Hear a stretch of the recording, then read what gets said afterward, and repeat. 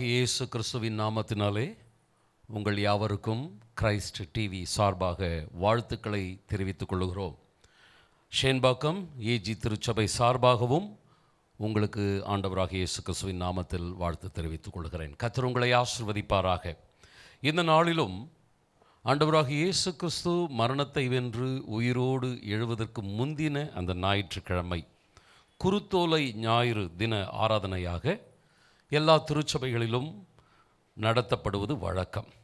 ஆதலால் இன்றைக்கு இந்த குருத்தோலை ஞாயிறு தின ஆராதனை செய்தியாக ஒரு சிறப்பு செய்தியை நாம் உங்கள் மத்தியிலே வைக்க இருக்கிறேன். கர்த்தர் நம்மை ஆசீர்வதிப்பாராக.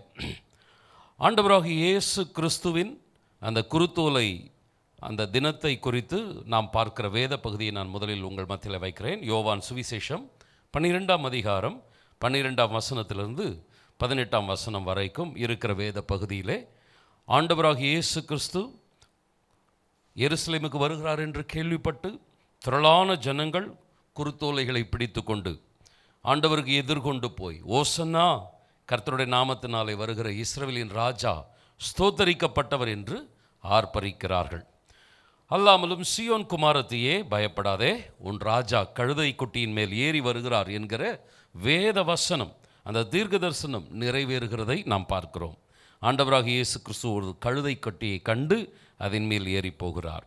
16ஆம் வசனத்திலே பார்க்கிறோம், சீஷர்கள் துவக்கத்திலே இந்த சம்பவத்தை குறித்த சரியான விளக்கத்தை புரிதல் இல்லாமல் இருக்கிறார்கள். பின்னாட்களிலே அதை அவர்கள் அறிந்து கொண்டார்கள்.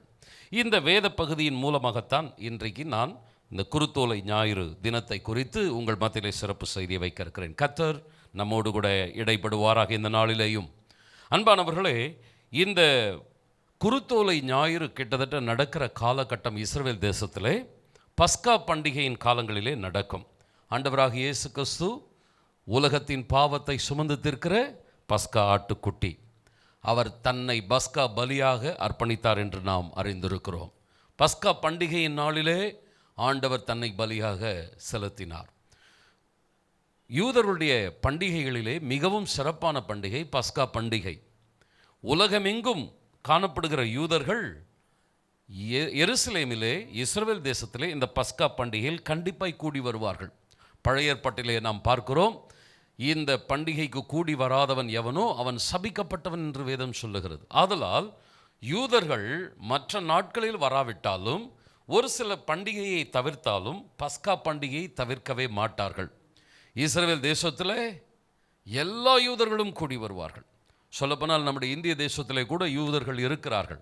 கேரளா பகுதிகளிலே பல இடங்களிலே யூதர்கள் இன்றைக்கும் இருக்கிறார்கள். இவர்கள் எல்லாரும் அந்த பஸ்கா பண்டிகையின் நாட்களிலே கண்டிப்பாக இஸ்ரவேல் தேசத்திற்கு செல்வது அவருடைய வழக்கம். கர்த்தருக்கு ஸ்தோத்திரம். ஒரு சரித்திர குறிப்பு சொல்லுகிறது, பஸ்கா பண்டிகையின் நாட்களிலே இஸ்ரவேல் தேசத்திலே 2 மில்லியன் மக்கள், அதாவது 20 லட்சம் மக்கள் கூடி அந்த பஸ்கா பண்டிகையை கொண்டாடுவார்கள் என்று நாம் பார்க்கிறோம்.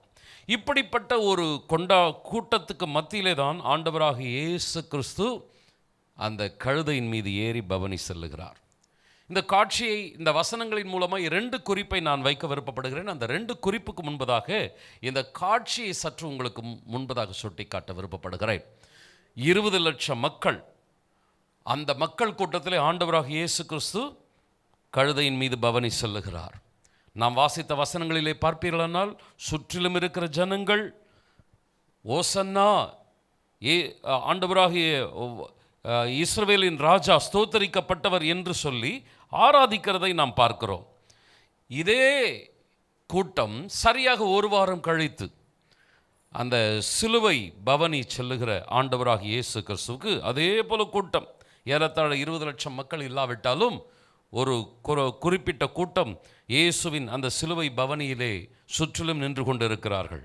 அப்பொழுது அவர்கள் எழுப்பின சத்தம் என்னவென்றால், அவர்கள் இவனை சிலுவையில் அறையும் என்று சத்தத்தை எழுப்பினார்கள். சரியாக ஒரு வாரத்திற்கு முன்பதாக இதே வீதியில் ராஜா வாழ்க என்று ஆரவார சத்தம், ஒரு வாரத்திற்கு பின்பு ஒரு குற்றவாளியை அவமானப்படுத்துவது போல சிலுவையில் அறையும் என்கிற சத்தம். ஒரு வாரத்திற்கு முன்பாக தங்களுடைய வஸ்திரங்களை எல்லாம் விரித்து, வழியிலே விரித்து அவருக்கு மாபெரும் வரவேற்பை கொடுத்தார்கள். ஒரு வாரத்திற்கு கழித்து அவருடைய வஸ்திரத்தை எல்லாம் உரிந்து நிர்வாணமாக அவரை அவமானப்படுத்தினார்கள். சில நாட்களுக்கு முன்பதாக ஆண்டவர் கழுதையின் மீது ஏறி பவனி சென்றார். அவரை ஒரு கழுதை சுமந்து சென்றது. சில வாரத்திற்கு பின்பதாக, ஒரு வாரம் கழித்து ஆண்டவர் இயேசு சிலுவையை சுமந்து கொண்டு செல்லுகிறார். டோட்டலாக காட்சி மாறுகிறது. குருத்தோலை ஞாயிறு தினத்திற்கும் அந்த 4 நாட்கள் 5 நாட்கள் கழித்து அந்த சிலுவை பவனிக்கும் மிக பெரும் வித்தியாசம். ஒரு கட்டத்தில் ஜனங்கள் மிகவும் புகழுகிறார்கள், அதே ஜனங்கள் ஒரு கட்டத்தில் மிகவும் அவமானப்படுத்துகிறார்கள். நான் இந்த வசனத்தின் பகுதியில் இருக்கிற 2 குறிப்புகளுக்கு செல்வதற்கு முன்பாக சொல்லுகிறேன். ஆண்டவராக இயேசு கிறிஸ்துவின் இருதயம் சமாதானமாக இருந்தது. உயர்வு வந்த பொழுதும் தாழ்வு வந்த பொழுதும், ஜனங்கள் பாராட்டின பொழுதும் அவமானப்படுத்தின பொழுதும், ஆண்டவருடைய இருதயத்தில் சமாதானம் குறைந்து போகவே இல்லை. அவருக்குள் இருக்கிற அபிஷேகம், அவருக்குள் இருக்கிற அர்ப்பணிப்பு கெட்டு போகாமல் இருந்தது. அன்பான சகோதரனே, சகோதரியே, நம்முடைய வாழ்க்கையிலும் உயர்வுகள் தாழ்வுகள் என்பது கண்டிப்பாய் உண்டு. இந்த சிலுவை பாடுகளிலே பிரச்சனைகள், போராட்டங்கள், உபத்திரவங்களை பார்க்கிறோம். இன்னும் சில நாட்களிலே ஆண்டவருடைய உயிர்த்தெழுதலின் பண்டிகையை பார்க்கிறோம். இந்த 2ம் கிறிஸ்தவ வாழ்க்கையில் நிச்சயம் உண்டு.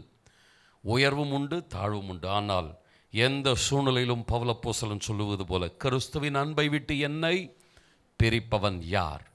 எந்த பாடுகள், உபத்திரவங்கள், உயர்வு தாழ்வு எதிலும் என்னை தேவனுடைய அன்பை விட்டு பிரிக்க மாட்டாது என்று உறுதியாய் ஆண்டவராக இயேசு கிறிஸ்து இருந்தது போல, அப்போஸ்தலனாகிய பவுல் இருந்தது போல, நாம் ஒவ்வொருவரும் காணப்பட தேவன் நமக்கு உதவி செய்வாராக. நான் இந்த 2 குறிப்புகளுக்குள்ளாக நான் உங்கள் கவனத்தை திருப்ப விருப்பப்படுகிறேன். முதலாவதான குறிப்பு, தவறான எதிர்பார்ப்பு. ஜனங்களுக்குள் ஒரு தவறான எதிர்பார்ப்பு இருந்தது. என்ன வசனம் சொல்லுகிறது? நீங்கள் 13ஆம் வசனத்தை பார்ப்பீர்களானால், குருத்தோலைகளை பிடித்து கொண்டு அவருக்கு எதிர்கொண்டு புறப்பட்டு, ஓசன்னா, கர்த்தருடைய நாமத்தினாலே வருகிற இஸ்ரவேலின் ராஜா ஸ்தோத்தரிக்கப்பட்டவர் என்று ஆர்ப்பரித்தார்கள். ஆண்டவர் அந்த கூட்டத்துக்குள் இருந்த ஒரு தவறான எதிர்பார்ப்பு, இஸ்ரவேலின் ராஜாவுக்கு ஸ்தோத்திரம், ஓசன்னா என்றால் வாழ்க என்ற அர்த்தம். அதாவது என்ன தவறான எதிர்பார்ப்பு இருக்கிறது என்றால், இயேசு கிறிஸ்துவை இவர்கள் ராஜாவாக, சரீரப்பிரகாரமான விடுதலைக்கு ஒரு ஆசீர்வாதத்தை கொண்டு வருகிற ஒரு தலைவராகத்தான் அந்த சுற்றிலும் இருக்கிற கூட்டம் இயேசு கிறிஸ்துவை ஏற்றுக்கொண்டார்கள். யூதர்கள் கூட மேசியா வருகிறார் என்று எதிர்பார்த்தார்களே தவிர இரட்சகருக்காக அவர்கள் காத்திருக்கவில்லை. சமாரிய பெண் சொல்லும் பொழுது சொல்லுகிறாள், மேசியா எண்ணப்பட்ட ஒருவர் வருவார், அவர் வந்து எல்லாவற்றையும் எங்களுக்கு போதிப்பார் என்று சொல்லுகிறாள். யூதருடைய இருதயத்தில் இருந்த சிந்தனை, மேசியா வருவார், இந்த போராட்டம் நிறைந்த அரசியல்வாதிகள், மதவாதிகள் கைகளிலிருந்து ஒரு விடுதலையை வாங்கி கொடுப்பார், உலக பிரகாரமான உயர்வுகளிலே, நல்ல ஆசீர்வாதங்களிலே நம்மை நடத்துவார். இதுதான் இஸ்ரவேலருடைய, யூதருடைய எதிர்பார்ப்பாக இருந்தது. நீங்கள் 5 அப்பம் 2 மீன் அந்த ஆசீர்வாதத்தை நீங்கள் கவனித்து பார்ப்பீர்களானால், யோவான் 6ஆம் அதிகாரத்திலே பார்க்கிறோம், ஆண்டவர் அந்த 5 அப்பம் 2 மீனை கொண்டு 5000 புருஷர்களை போஷிக்கிறார். அதற்கு மேலாக பெண்கள் இருக்கிறார்கள், பிள்ளைகள் இருக்கிறார்கள். ஒரு பெரிய அற்புதத்தை கர்த்தர் செய்கிறார். இந்த அற்புதம் நடந்த உடனே என்ன சொல்லுகிறது? யோவான் 6ஆம் அதிகாரம் 15ஆம் வசனத்தை நீங்கள் கவனித்து பார்ப்பீர்களானால், இந்த அப்பத்தை, மீனை சாப்பிட்ட மக்கள் மறுபடியும் ஓடோடி வருகிறார்கள் இயேசுவிடம். எதற்காக ஓடோடி வருகிறார்கள் என்று பார்த்தால், அவர்கள் தம்மை ராஜாவாக ஆக்கும்படி பிடித்து கொண்டு மனதாய் இருக்கிறார்கள். ஸோ வர்ற கூட்டம் எதற்காக வருகிறது? இயேசுவை ராஜாவாக்கிட்டா நமக்கு சாப்பாட்டுக்கு குறைய இருக்காது. 5 அப்பம் 2 மீனை வச்சு 5000 பேரை போஷித்தார். எங்கே என்ன வியாதி இருந்தாலும் விடுதலையை கொடுக்கிறார். எவ்வளோ பெரிய மரித்தோர்களெல்லாம் எழுப்புகிறார். ஒரு பிரச்சனையும் இல்லாமல் எல்லாமே சால்வ் பண்ணுறார். இவரையே நம்ம ராஜாவாகி விட்டால் நமக்கு ஒரு குறையும் இருக்காது என்று சொல்லி ஒரு எதிர்பார்ப்போடு கூட அவரை ராஜாவாக்கும்படியாக வந்தார்கள். இயேசுவிடம் வந்தவர்கள் எல்லாருமே ஒரு உலக பிரகாரமான நோக்கத்தோடு தான் வந்தார்கள். ஆனால் ஆண்டவருடைய திட்டம் எடுத்தவுடன் ராஜாவாக மாறுவதல்ல. ஆண்டவராக இயேசு கிறிஸ்து எதற்காக வந்தார் நமக்கு எல்லாருக்கும் தெரியும். மத்தேயு 1ஆம் அதிகாரம் சொல்லுகிறது, அவர் தமது ஜனங்களின் பாவங்களை நீக்கி அவர்களை ரட்சிப்பார். இரட்சகராக அவருடைய திட்டம் முதலாவதாக ரட்சிப்பின் பணி, இரண்டாவது தான் அவர் ராஜாவாக. இன்னொன்றை நாம் பார்க்கிறோம், ஆண்டவராக இயேசு பிறக்கும் பொழுதே அவர் ராஜாவாகத்தான் பிறந்தார். யூதருக்கு ராஜாவாக பிறந்திருக்கிறவர் எங்கே என்றுதான் எழுப்பப்பட்டது. அவர் சிலுவையில் மரிக்கும் பொழுதும் இவர் யூதருடைய ராஜா என்கிற பலகை அந்த சிலுவையிலே அறையப்பட்டது. பிலாத்து கேட்கிறார், நீர் ராஜாவா என்று கேட்கும் பொழுது இயேசு பதில் சொல்லுகிறார், ஆம், நான் ராஜாதான். அவர் பிறக்கும் போதும் ராஜா, அவர் வாழும்போதும் ராஜா, சிலுவையில் அறையப்படும் பொழுதும் ராஜாதான். ஆனால் தேவனுடைய முதல் திட்டம் பாவங்களிலிருந்து விடுதலை, ஆவிக்குரிய ஒரு விடுதலை. இந்த ஆவிக்குரிய விடுதலைக்காகத்தான் ஆண்டவராகிய இயேசு கிறிஸ்து முதலாவதாக வெளிப்பட்டார். ராஜரீகம் என்பது இரண்டாவது. ஆனால் யூதர்கள் செய்த மாபெரும் தவறு, இந்த ரட்சிப்பின் திட்டத்தை தள்ளிவிட்டார்கள். ராஜாவாக இருந்தால் நன்றாக இருக்குமே என்று அவரை தேடி வந்தார்கள். இன்றைக்கும் அநேகர் இயேசு கிறிஸ்துவை தேடுகிறார்கள். எப்படி தேடுகிறார்கள்? தங்களுடைய கடன் பிரச்சனைக்கு, தங்களுடைய வியாதிக்கு, தங்களுடைய ஏதாயிலும் உலக பிரகாரமான நன்மைக்கு, இதற்காக மாத்திரம்தான் இயேசுவை, சபையை தேடி வருகிறார்கள். ஆனால் ஆண்டவருடைய திட்டம் முதலாவதாக நீ பாவத்திலிருந்து விடுதலையாக வேண்டும். சாபம், பாவம், இதுதான் மனு குலத்திற்கு வருகிற மிக பெரும் அழிவுக்கு காரணம். இந்த வேரை, இந்த கசப்பான வேரை அறுத்து விட்டால், தகர்த்து விட்டால், அதற்கடுத்து மதுரமான கனிகளை கொடுக்கக்கூடிய ஆசீர்வாதம் உண்டாயிருக்கும். ஆதலால் தான் ஆண்டவர் முதலாவதாக தன்னை ராஜாவாக வெளிப்படுத்தவில்லை, இரட்சகராக வெளிப்படுத்தினார். அன்பானவர்களே, நான் இரண்டாவது குறிப்புக்கு போகிறதுக்கு முன்பாக ஒன்றை கேட்கிறேன். நீங்கள் ஆண்டவராக இயேசு கிறிஸ்துவை எதற்காக தேடி நாடி வருகிறீர்கள்? இயேசு கிறிஸ்துவை வெறும் ராஜாவாக மாத்திரம் தேடுகிறீர்களா, அல்லது இரட்சகராக நீங்கள் தேடுகிறீர்களா? சபைக்கு செல்லும் பொழுது, ஆண்டவரே என்னுடைய பாவங்கள் கழுவப்படட்டும், நான் உம்முடைய பிள்ளையாக இருக்கட்டும் என்ற ஒரு அர்ப்பணிப்பிலே நீங்கள் போகிறீர்களா, அல்லது வெறும் உலக பிரகாரமான ஆசீர்வாதங்களுக்காக மாத்திரம் ஆண்டவரை தேடுகிறீர்களா? வேதத்திலே ஒரு வசனம் உண்டு, பிரியமானவனே, உன் ஆத்துமா வாழ்வது போல நீ எல்லாவற்றிலும் வாழ்ந்து சுகமாயிரு. முதலில் வாழ வேண்டியது ஆத்துமா, சோல். தேவன் நம்முடைய ஆத்துமாவுக்காக தான் ரத்தம் சிந்தி மரித்தார்.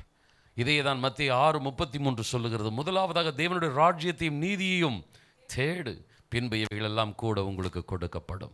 சகோதரனே, சகோதரியே, இந்த குருத்தோலை ஞாயிறன்று நீ விசுவாசியாக இருந்தாலும், தலைமுறையாக ஒரு கிறிஸ்தவனாக இருந்தாலும், அல்லது நான் இயேசுவை ஏற்றுக்கொள்ளப் போகிறேன் என்று புதிதாக ஆண்டவரை நேசிக்கிற ஒரு பாத்திரமாக இருந்தாலும், உன்னுடைய துவக்கம் சரியாக இருக்கட்டும். ஆரம்பம் கோணலாக இருந்தால் எல்லாமே கோணலாக போய்விடும். உன்னுடைய துவக்கம் சரியாக இருக்கட்டும். ஆண்டவராக இயேசு கிறிஸ்துவை இரட்சகராக ஏற்றுக்கொள். உனக்காக, உன் பாவத்திற்காக சிலுவையிலே தன்னை அர்ப்பணித்த ஆண்டவரை, இயேசுவை முதலாவதாக உன்னுடைய இருதயத்துக்குள் வரட்டும். அவர் உன் வாழ்க்கைக்குள் வருவாரானால் அதற்கடுத்து உன் வாழ்க்கையில் ராஜாவாக, உன்னுடைய குடும்பத்தில் ராஜாவாக இருப்பார். ஒரு குறையுமின்றி கர்த்தர் உன்னை நடத்துவார். ஹல்லேலூயா. ஆண்டவர் ஆசீர்வதிப்பாராக. இரண்டாவது ஒரு குறிப்பை நான் வைத்து நான் இந்த செய்தியை முடிக்க விருப்பப்படுகிறேன். 16ஆம் வசனம் சொல்லுகிறது, வாசித்த வசனத்திலே, இவைகளை அவருடைய சீஷர்கள் துவக்கத்திலே அறியவில்லை, இயேசு மகிமை அடைந்த பின்பு அதற்கன்று எல்லாவற்றையும் அறிந்து கொண்டார்கள். முதல்ல சீஷர்களுக்கே புரியல. 3.5 வருடம் ஆண்டவராக இயேசு கிறிஸ்துவோடுவே கூட சீஷர்கள் இருக்கிறார்கள். ஆனால் அவர்களுக்கும் புரியவில்லை. இந்த ரட்சிப்பின் திட்டம் என்பது முழுமையாக சீஷர்களுக்கும் விளங்கிக் கொள்ள முடியாத ஒன்றாக இருந்தது. சீஷர்களும் உலக பிரகாரமான ஆசீர்வாதங்களை எதிர்பார்க்கிறவர்களாகவே இருந்தார்கள். இன்றைக்கு ஊழியர்கள் கூட, அநேக ஊழியக்காரர்கள் உலக பிரகாரமான மேன்மை, புகழ், பணம், செல்வாக்கு, இதற்காகவே ஊழியம், ரட்சிப்பு என்கிற காரியத்தை எடுக்கிறார்கள். ஆனால் முதலில் நாம் செய்ய வேண்டிய ஒன்று, ஆண்டவருக்கும் நமக்கும் உள்ள அந்த உறவு. வேதம் சொல்லுகிறது, ஆரம்பத்தில் சீஷர்கள் இவைகளை புரிந்து கொள்ளவில்லை. அன்பானவர்களே, ஊழியக்காரனாக இருந்தாலும் நான் உங்களுக்கு சொல்லுகிறேன், ஆண்டவருக்காக, அவர் மீது இருக்கிற அன்புக்காக நாம் செயல்படுவோம். ஆனால் நிச்சயமாக நம்முடைய வாழ்க்கையிலே தேவனுடைய ஆசீர்வாதங்கள் பெருகும். இதே வசனத்தின் அடுத்த பகுதி சொல்லுகிறது, இயேசு மகிமை அடைந்த பின்பு அவர்கள் விளங்கி கொண்டார்கள். என்ன நடந்தது? இயேசு மரணம் அடைவதற்கு முன்பதாக சரியாக விளங்கிக் கொள்ள முடியவில்லை. இயேசு மகிமை அடைந்த பின்பு என்றால் மரித்து 3ஆம் நாள் உயிரோடு கூட எழுந்த பின்பு, மகிமை அடைந்த பின்பு அவர்கள் விளங்கி கொண்டார்கள். இடைப்பட்ட நேரத்தில் நடந்த ஒன்றுதான் பரிசுத்த ஆவியின் வல்லமை ஊற்றப்பட்ட ஒரு ஆசீர்வாதம். பரிசுத்த ஆவியானவரால் நிரப்பப்பட்ட சபை சத்தியத்தில் நடக்கிற சபையாக இருக்கும். பரிசுத்த ஆவியினால் நிரப்பப்பட்ட ஒரு நபர் சத்தியத்துக்கு தன்னை அர்ப்பணிக்கிற ஒரு நபராக இருப்பார். அதனால் தான் ஆண்டவர் சொல்லுகிறார், நான் போன பின்பு சத்திய ஆவியானவர், பரிசுத்த ஆவியானவர் வருவார், அவர் உங்களை சகல சத்தியத்திற்குள்ளும் நடத்துவார் என்று சொல்லப்பட்டிருக்கு. அதனால் ஊழியக்காரர்களாக சீஷர்களாக இருந்தாலும் அந்த அபிஷேகத்தை பெற்ற பின்புதான் சரியான அழைப்பில், சரியான அந்த ஓட்டத்தில், தேவ சித்தத்தில் தங்களால் இணைத்து கொள்ள முடிந்தது. அன்பானவர்களே, உங்களுடைய வாழ்க்கையிலும் தேவனுடைய அபிஷேகத்தை, அந்த பரிசுத்த ஆவியின் அந்த வல்லமையை நீங்கள் வாஞ்சிக்கிறவர்களாக நீங்கள் காணப்பட கர்த்தர் உதவி செய்வாராக. வெறும் பரிசுத்த ஆவியின் அபிஷேகம் என்பது புரியாத பாஷையிலே பேசுவதற்காக மாத்திரம் கொடுக்கப்படவில்லை. நாம் வாசித்தபடி சகல சத்தியத்திற்குள்ளும் அவர் நடத்துகிறவராக இருக்கிறார். 16ஆம் அதிகாரம் 8ஆம் வசனத்தில் நீங்கள் பார்த்தீங்கன்னா, பலவிதமான பாடுகள், போராட்டங்கள் வழியாக நாம் சோர்ந்து போகும் பொழுது வேதம் பரிசுத்த ஆவியனை குறித்து சொல்லுகிறது, அவர் தேற்றரவாளன், அவர் நம்மை ஆற்றி தேற்றுகிறவர் என்று சொல்லுகிறது. யாரும் நம்ம பக்கத்தில் ஆற்றி தேற்றுவதற்கு இல்லையானாலும் அவருடைய சமூகம் நம்மை பலப்படுத்தும். பலவீனத்திலே நாம் பலத்தை பெற்றுக்கொள்வோம். 1ஆம் அதிகாரம் 8ஆம் வசனம் அப்போஸ்தலர் நடபடிகளிலே பார்க்கிறோம், பரிசுத்த ஆவி வரும்பொழுது நீங்கள் பலனடைவீர்கள், எனக்கு சாட்சிகளாக இருப்பீர்கள் என்று சொல்லப்பட்டிருக்கிறது. ரோமர் 8ஆம் அதிகாரத்தில் நீங்கள் பார்ப்பீர்களானால், வாக்கு கடங்காத பெருமூச்சுகளோடு உங்களுக்குள் இருந்து ஆண்டவர் என்ன செய்கிறார்? பரிசுத்த ஆவியானவர் ஜெபிக்கிறார் என்று சொல்லப்பட்டிருக்கிறது. இப்படி பல்வேறு நமக்குள் இருந்து செயல்படுகிற ஒரு ஆவியானவர் நம்மோடு கூட இருக்கிறார். யோவான் 16ஆம் அதிகாரத்தில் நம்ம பார்க்கும்போது, பரிசுத்த ஆவியானவர் இவைகளை மாத்திரமல்ல, நாம் எதாகிலும் தவறு செய்யும் பொழுது நம்முடைய பாவத்தை குறித்து, நீதியை குறித்து, நியாய தீர்ப்பை குறித்து கண்டித்து உணர்த்துகிறவராக இருக்கிறார் என்று சொல்லப்பட்டிருக்கு. ஆவியானவருடைய அந்த அபிஷேகம் வந்த பின்னாடி தான் வேதம் சொல்கிறது, சீஷர்கள் எல்லாவற்றையும் அறிந்து கொண்டார்கள். அன்பானவர்களே, பரிசுத்த ஆவியின் நிறைவு சபைக்கு ஒரு பலன், தேவ ஜனங்களுக்கு ஒரு பலன், விசுவாசிகளுக்கு ஒரு பலன். வெறும் அந்நிய பாஷைகளை பேசுவதல்ல, ஆண்டவருடைய அந்த நிறைவு என்பது நம்மை அவருக்குள் பலப்படுத்துகிறது. நான் கடைசிய ஒரு கருப்பை நான் சொல்லி முடிக்கிறேன். கர்த்தருக்கு ஸ்தோத்திரம். இயேசு கிறிஸ்துவை பக்கத்தில் 2 கூட்டம். இந்த 2 குறிப்பில் நீங்கள் பார்த்தீங்கன்னா, முதலாவதாக தவறாக புரிந்து கொண்ட கூட்டம், ரட்சிப்பின் பணியில் வராமல் ராஜாவா மாத்திரம் எனக்கு வேணும், தவறாக புரிந்து கொண்ட கூட்டம். இன்னொரு கூட்டம் யார்? சீஷர்கள் கூட்டம். அவர்களுக்கு எதுவுமே 3.5 வருஷம் கூட இருந்தும் அவர்கள் சரியாய் விளங்கி கொள்ளவே இல்லை. நம்ம பக்கத்துலேயும் இந்த மாதிரி கூட்டம் இருக்கும் கண்டிப்பாக. நம்மக்கிட்ட தவறான எதிர்பார்ப்போடு பழகுகிற மக்கள் ஒருவேளை நம்முடைய பக்கத்தில் இருப்பார்கள். 2வது, கர்த்தருக்கு ஸ்தோத்திரம், நம்ம எவ்வளவு பழகினாலும் நம்மளை புரிந்து கொள்ளாத, நம்மை விளங்கி கொள்ளாத மக்களாக இருப்பாங்க. தவறான எதிர்பார்ப்பு, புரிந்து கொள்ளாத தன்மை, இதுதான் ஆண்டவரை சுற்றிலும் அந்த குருத்தோலை பவனியில் இருந்த கூட்டம்.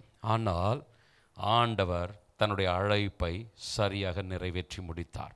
தன்னுடைய சமாதானத்தை மாத்திரம் காத்து கொண்டவராக இல்லாமல், தேவ திட்டம் என்னவோ அதை சரியாக ஆண்டவர் நிறைவேற்றி முடிக்கிறவராக இருந்தார். உங்களுடைய வாழ்க்கையிலும் இப்படிப்பட்ட சூழ்நிலைகள் குடும்பத்தில் இருக்கலாம், சபையில் இருக்கலாம். தவறான எதிர்பார்ப்போடு கூட மக்கள் உங்களை தேடி வரலாம். உங்களோடு கூட இருக்கிறவர்கள் உங்களுக்கு சரியான ஒத்துழைப்பு கொடுக்காதவர்களாக, விளங்கி கொள்ளாதவர்களாக இருக்கலாம். ஆனால் இந்த குருத்தோலை ஞாயிறு அன்று நாம் பார்ப்போம்னால், இயேசு கிறிஸ்து வெற்றி பவனி செல்கிறார். அவர் தளர்ந்து நடக்கவில்லை. என்ன இது வாழ்க்கை, என்ன இது ஊழியம் என்று சோர்ந்து போகவில்லை. வெற்றி பவனி செல்கிறார். அந்த ஆண்டவர் நம்மோடு கூட இருப்பார். நம்முடைய குடும்பத்தை வெற்றி பவனியாய் நடத்துவார். நம்முடைய ஊழியங்களிலே கர்த்தர் வெற்றி பவனி செல்லுவார். ஆண்டவராக இயேசு கிறிஸ்துவின் நாமத்தினாலே இந்த குருத்தோலை ஞாயிறு அன்று கிறிஸ்து எப்படி வெற்றி பவனியாக, ஆசீர்வாதமாக தன்னுடைய ஊழியத்திலே, வாழ்க்கையிலே காணப்பட்டாரோ, நம்முடைய வாழ்க்கையிலும் ஊழியத்திலும் அப்படி நிறைவாய் காணப்பட ஆண்டவர் அனுக்கிரகம் செய்வாராக. கண்களை மூடி நாம் ஜெபம் பண்ணுவோமா? எங்கள் பரலோக பிதாவே, 20 லட்சம் மக்கள் ஓசன்னா என்று, வாழ்க என்று ஆர்ப்பரிக்கும் பொழுது உம்முடைய இருதயத்தில் சமாதானம். எந்த வாய் துதித்ததோ அதே வாய் சிலுவையில் அறையும் என்று அவமானப்படுத்தின பொழுதும் உம்முடைய இருதயத்தில் சமாதானம். அந்த சமாதானம் எங்கள் இருதயத்தை நிரப்புவதாக. உலக சமாதானம் அல்ல, தேவ சமாதானம். என் சமாதானத்தை உங்களுக்கு வைத்து போகிறேன் என்று சொன்னவரே, அந்த பலனும் சமாதானமும் எங்கள் இருதயத்தை நிரப்பட்டும். 2 விதமான மக்கள் கூட்டம், தவறான எதிர்பார்ப்புள்ள கூட்டம், சரியாக புரிந்து கொள்ளாத சீஷர்களின் கூட்டம். வெளியே இருக்கிறவர்களும் சரியே இல்லை, உள்ளே இருக்கிறவர்களும் சரியாக இல்லை. இப்படிப்பட்ட கூட்டத்திலே நீர் சோர்ந்து போகவில்லை. தேவனுடைய திட்டத்தை, சித்தத்தை நேர்த்தியாய், வெற்றியாய் நிறைவேற்றி முடித்தீர். எங்களுக்கு நல்ல ஒரு முன்மாதிரி கர்த்தராகிய இயேசு கிறிஸ்து. ஹல்லேலூயா. எங்களுடைய குடும்பத்திலும், எங்களுடைய ஊழியத்திலும், எங்களுடைய எதிர்கால திட்டங்களிலும் இப்படி வெற்றியுள்ள ஒரு பவனியாய் ஆண்டவரே எங்களுடைய வாழ்க்கை ஊழியம் அமைய ஆண்டவர் அனுக்கிரகம் செய்ய வேண்டும் என்று ஜெபிக்கிறோம். உம்முடைய வார்த்தைகளை கேட்ட ஒவ்வொரு குடும்பத்தையும் நீர் ஆசீர்வதியும். ஒவ்வொருடைய வாழ்விலும் உம்முடைய ஆண்டவரே ஆசீர்வாதம் கடந்து வரட்டும். ஆண்டவராக இயேசு கிறிஸ்துவின் நாமத்தினாலே ஜெயங்கொடுக்கிற தேவனுக்கு ஸ்தோத்திரம் என்று நாங்கள் பார்க்கிறோம். எங்கள் இயேசு வெற்றி சிறந்தவர் மாத்திரமல்ல, எங்களையும் வெற்றி சிறக்க பண்ணுகிறவர். ஹல்லேலூயா. ஒவ்வொருவரையும் அப்படியே நீர் ஆசீர்வதித்து உம்முடைய நாமத்தை மகிமைப்படுத்திக் கொள்ளும். இயேசுவின் நாமத்தினால வாழ்த்தி ஜெபிக்கிறோம் நல்ல பிதாவே, ஆமென். என் ஆத்துமாவே கர்த்தரை ஸ்தோத்திரி, என் முழு உள்ளமே பரிசுத்த நாமத்தை ஸ்தோத்திரி. என் ஆத்துமாவே கர்த்தரை ஸ்தோத்திரி. கர்த்தர் செய்த சகல உபகாரங்களையும் மறவாதே, ஆமென். நம்முடைய கர்த்தராகிய இயேசு கிறிஸ்துவின் கிருபையும் பிதாவாகிய தேவனது அன்பும் பரிசுத்த ஆவியானவருடைய நிறைவான ஆசீர்வாதமும் வல்லமையும் என்றென்றும் நம்மோடு கூட தங்கியிருந்து நடத்துவதாக, ஆமென். Praise the Lord. God bless you.